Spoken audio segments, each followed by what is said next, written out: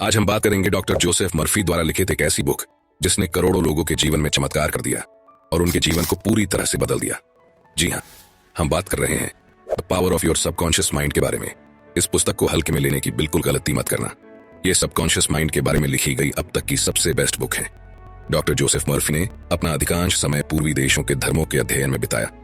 शोध के सिलसिले में वे कई साल भारत में भी रहे। विश्व के सभी प्रमुख धर्मों का अध्ययन करने के बाद उन्हें विश्वास हो गया कि पूरी सृष्टि में एक विराट शक्ति व्याप्त है और वह शक्ति हमारे भीतर है, जिसे डॉक्टर मर्फी ने नाम दिया the power of subconscious mind means अवचेतन मन की शक्ति।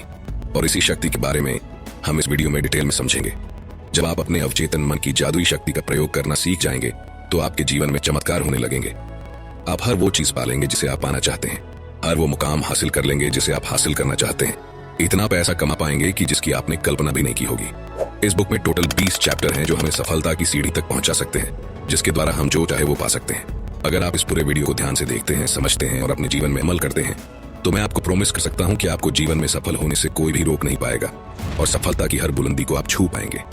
अगर आप भी जीवन में हर वो चीज पाना चाहते हैं जिसकी आपने कल्पनाएं भी नहीं की तो वीडियो को पूरा देखना और एक भी पॉइंट मिस मत करना। तो चलिए शुरू करते हैं। चैप्टर 1, आपके भीतर बहुत बड़ा खजाना छिपा है। क्या आप जानते हैं, चुंबक लगा लोहे का एक टुकड़ा अपने वजन से 12 गुना अधिक वजन को आसानी से उठा सकता है, लेकिन अगर उसमें से चुंबक निकाल दे तो वह एक दिन का भी नहीं उठा सकता। इसी तरह दुनिया में 2 तरह के लोग होते हैं। एक चुंबकीय ताकत रखने वाले, जिनमें विश्वास और आस्था कूट कूट कर भरी होती है, जो जानते हैं कि वे जीतेंगे और सफल होंगे। और दूसरे, जिनमें चुंबकीय तत्व नहीं होते, जो हमेशा डरे हुए रहते हैं, भयभीत रहते हैं, उन्हें हर बात में संदेह होता है। इस प्रकार के लोग जिंदगी में आगे नहीं बढ़ पाते। आप भी चुंबकीय व्यक्ति बन सकते हैं, बशर्ते आप इतिहास के सबसे बड़े रहस्य अवचेतन मन की शक्ति को समझ ले और उस पर अमल करने लगे। अब हम समझेंगे कि यह अवचेतन मन है क्या। आपका मस्तिष्क दरअसल में एक है, किंतु उसके 2 स्पष्ट भाग हैं। दोनों की विशेषताएं अलग अलग हैं। दोनों भागों को एक रेखा अलग करती है। दोनों के कार्य बुनियादी रूप से एक दूसरे से अलग हैं। प्रत्येक विभाग को अलग अलग शक्तियां और गुण मिले हैं। एक चेतन मन और दूसरा अवचेतन मन। जो सतह पर दिखाई देता है, यानी जैसे आप दिखाई देते हो, वो चेतन मन है, और जो आपके अंदर का मन, जो आपके अंदर है, जो दिखाई नहीं देता, वह अवचेतन मन है। चेतन मन और अवचेतन मन एक दूसरे से कैसे कनेक्टेड हैं, ये एक स्टोरी से समझते हैं।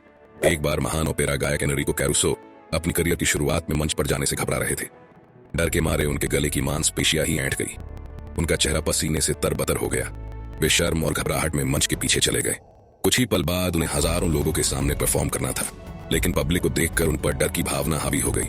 उन्होंने कांपते हुए कहा, मैं नहीं गा सकता, सब लोग मुझ पर हंसेंगे। वे अपने ड्रेसिंग रूम में जाने के लिए मुड़े। तभी अचानक वे रुक कर चिल्लाए, भाग जाओ डर, तुम्हें भागना ही होगा, भागना होगा, भागो यहाँ से। वे दोबारा मंच पर गए और सीना तानकर खड़े हो गए और उन्होंने ऐसे गाया कि सुनने वालों का दिल जीत लिया। इस स्टोरी से हमने क्या सीखा? जब आपका चेतन मन डर, चिंता और तनाव से भर जाता है तो आपके अवचेतन मन में भी नकारात्मक भाव प्रवाहित होने लगते हैं, और यही नकारात्मक भाव चेतन मन में दहशत, आशंका और निराशा भर देते हैं। जब कभी आपके साथ ऐसा हो तो एनरिक कैरुसो की तरह आप भी अपने चेतन मन के नकारात्मक विचारों के समक्ष पूरे साहस और विश्वास के साथ डटकर खड़े हो जाए और अपने मन में कहे, मैं पूर्णतः नियंत्रण में हूँ, मैं यह काम आसानी से कर सकता हूँ, यह बहुत आसान है। जब आप चेतन मन को इस तरह आदेश देंगे तो आपका अवचेतन मन शांति और सद्भाव से भर जाएगा और आपके अंदर जोश, उत्साह और शक्ति आ जाएगी और आपको ऐसे परिणाम मिलेंगे जो आपने सोचे भी नहीं होंगे। मान लीजिए कि आपका मस्तिष्क एक बगीचा है और आप उस बगीचे के मालिक हैं। अब आपके बगीचे में कौन सी फसल उगेगी? ऑब्वियसली आपके बगीचे में वही फसल उगेगी जिसके बीज आप उसमें बोएंगे। उसी तरह हम भी अपने मस्तिष्क के बगीचे में दिन भर अपने विचारों के बीज बोते हैं। अब ये विचारों के बीज आते कहां से हैं? ये उत्पन्न होते हैं हमारी आदतों से। अगर आप कांटे बोते हैं तो क्या आपको अंगूर मिलेंगे? कंटीली झाड़ियां बोएंगे तो क्या अंजीर की फसल मिलेगी? जैसे विचारों की बुवाई आप अपने मस्तिष्क में करते हैं, वैसे ही परिणाम आपको मिलते हैं। अब सवाल यह है कि आपको चेतन मस्तिष्क में ही अच्छे विचार क्यों सोचने हैं? तो जवाब है क्योंकि अवचेतन मन सही गलत में फर्क नहीं कर सकता।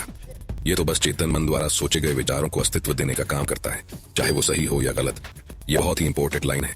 अगर एक बार में समझ ना आई हो तो बैक जाकर दोबारा सुन लेना। फॉर एग्जाम्पल, अगर कोई इंसान है जो किसी पर बहुत ज्यादा गुस्सा है और उसका गुस्सा इस हद तक बढ़ गया कि